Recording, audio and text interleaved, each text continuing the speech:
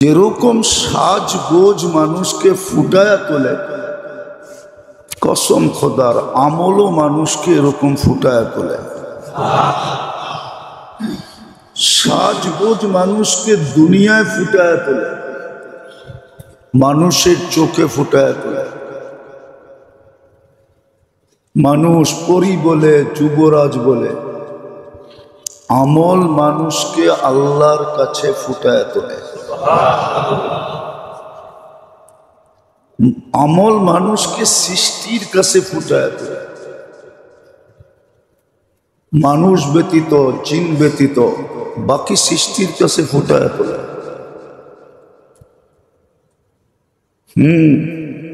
প্রদর্শনীর জন্য আমল দিছিলেন, প্রদর্শনীর জন্য আমল ছিল, এটাই সওয়াব ছিল। সাজগোজও সওয়াব ছিল। নারীরা যদি সাজগোজ করে স্বামীকে আকৃষ্ট করার জন্য সওয়াব পায়, কিন্তু তারা তো স্বামীর জন্য করে না, প্রদর্শনীর জন্য করে।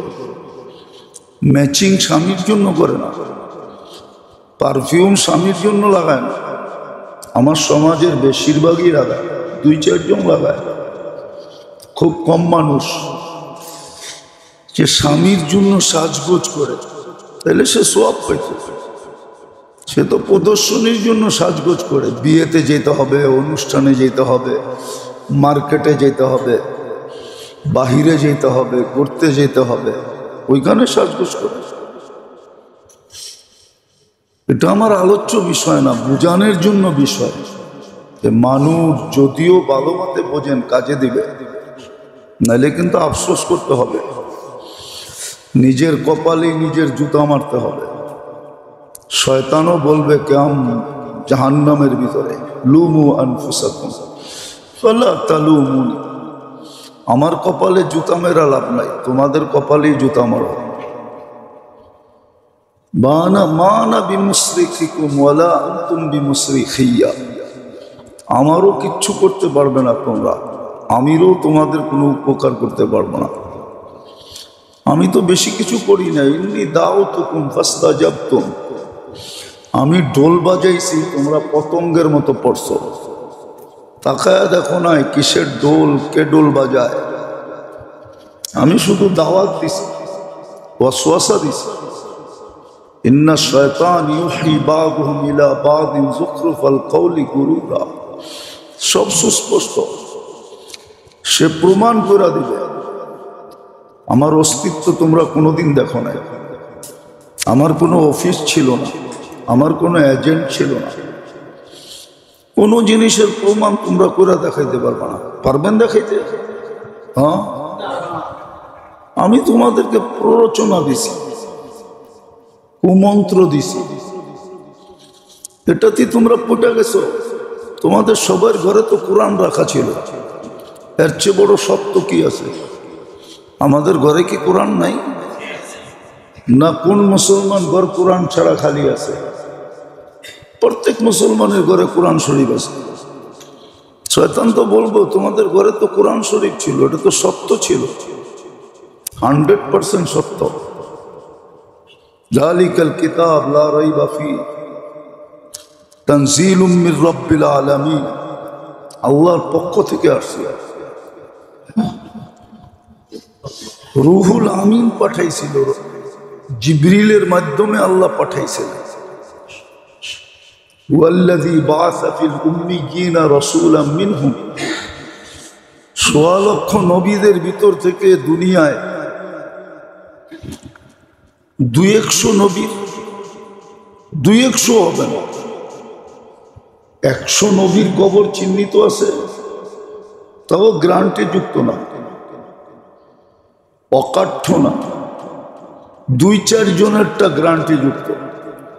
ইব্রাহিম আলাইহিস সালামটা গ্রান্টে যুক্ত, মুসা আলাইহিস সালামটা গ্রান্টে যুক্ত, ওনার শ্বশুরেরটা গ্রান্টে যুক্ত। বাকি আমাদের নবীজিরটা তো চিরকালের গ্রান্টি, মদিনা মুনাওয়ারায় শুয়ে আছে। উনাকে তো তোমাদের ভিতরে পাঠাইছিল, বিদায় বোঝেন, কাজে দিবে। সাজান নিজেকে, উপকৃত আপনিই হবেন। আমি আর কতটুকু হব? আপনি সবচেয়ে বেশি হবেন। যে মানবে, যে বুঝবে, সে বেশি হবে, আর যে মানবে না, বুঝবে না, সে হবে না। ওই জুতা কপালে মারবে, কিন্তু ওই দিন জুতা মারায় কোনো কাজে দিবে না। গত জুমার আগের জুমায় মনে হয় বলছিলাম, ওই বুজুর্গের কথা সত্য হবে। খবরে যায় দেখেন, যদি দৃষ্টিশক্তি থাকে, দৃষ্টি চক্ষু যদি থাকে, অন্তর চক্ষু যদি থাকে, তাহলে কবর আজিমপুরে গেলে দেখা যাবে। ও দেখবে কবরে বসে সবাই মাপ চাইতেছে, কারো দিকে ফিরা তাকায় না। আজকে ডেলি রাত্রে ডাকে মাফ করার জন্য, কিন্তু কেউ ঘুমের থেকে ওইটা হাত উঠায় না যে আমি মাপ চাওয়ার জন্য হাত উঠাইলাম। কেউ উঠায় না। লাভ হবে না, কিচ্ছু লাভ হবে না, নিজের ক্ষতি নিজে করবে। ছোট একটা জীবন দিয়া চিরদিনের জান্নাত দিতে চাইতেছে, আর কত বড় দিবে? এর চেয়ে বড় দেওনা কি? এর চেয়ে বড় দান কি? এর চেয়ে বড় লাভ কি? এর চেয়ে বড় বেনিফিট কি? এর চেয়ে বড় পাওনা কি? একটু ভাবেন, 60-70 বছরের জীবন দিয়ে চিরদিনের জান্নাত, চিরদিনের রাজত্ব, একটা পদ পাওয়ার জন্য তো পাগলের মতো ছুটে। সামান্য দুনিয়া চোখেও তো দেখছে, দেখি না আমরা চোখে? 6 মাসের জন্য হইয়া বিপদ, এখন রাস্তায় রাস্তায় না, জঙ্গলে জঙ্গলে ঘুরে, মাত্র 6 মাসের জন্য হয়েছে। কি মনে হয় বোঝেন না? কি বুঝছেন? গত ইলেকশনে নতুন নমিনেশন পেয়ে যারা এমপি হয়েছে, ওরা তো 6 মাস এমপি ছিল। এখন কই, কোথায় ঘুরে? ও গুলিস্তানে গুলিস্তানে ঘুরে। হ্যাঁ, সামান্য একটা পদ, কয়দিন থাকবেন পদে? আপনি যদি না রইলেন তো পদ থাকবে কোত্থেকে? ওটা তো শূন্য হবে। আল্লাহ তো চিরদিনের জন্য জান্নাত দিতে চাইতেছে, চিরদিনের মজা, চিরদিনের ফুর্তি, চিরদিনের রাজত্ব। এই জন্য তো কোরআন বলছে মুলকান কাবীরা, বড় রাজত্ব। কত বড় তুমি এটা হিসাব করার মতো ক্যালকুলেটর তোমরা তৈরি করতে পারো না। কসম খোদা, মানুষের সমস্ত ক্যালকুলেটরে লিমিট আছে, এমনকি কম্পিউটারও লিমিট আছে, কোনো আনলিমিট কম্পিউটার নাই। মেমোরি কার্ডেরও লিমিট আছে। খালি ওয়াইফাই আছে, আনলিমিট দেখতে থাকো যতদিন বেঁচে থাকবা। কিন্তু তারপরও মাসের শেষে বিল দিলেন, বিল না দিলে না, বিল না দিলে বন্ধ, ঠিক না? ওয়াইফাই তো কোম্পানির থেকে নিতে হয়, ঠিক না? না নিতে হয় না? মাসের শেষে বিল দিতে হয় না? হয় না? জান্নাত তো আনলিমিটেড। আনলিমিটেড শব্দটাই তৈরি হয়েছে জান্নাতের জন্য, নাইলে এই শব্দটা তৈরি হতো না। মানুষের সবই তো লিমিট, কোনটা আছে আনলিমিট? বোঝান, যদিও বলে এটা ভুয়া, কি আনলিমিট দেখতে থাকেন। আরে মাসের শেষে বিল না দিলে কোত্থেকে দেখবে? তুমি তো বন্ধ করে দিবা।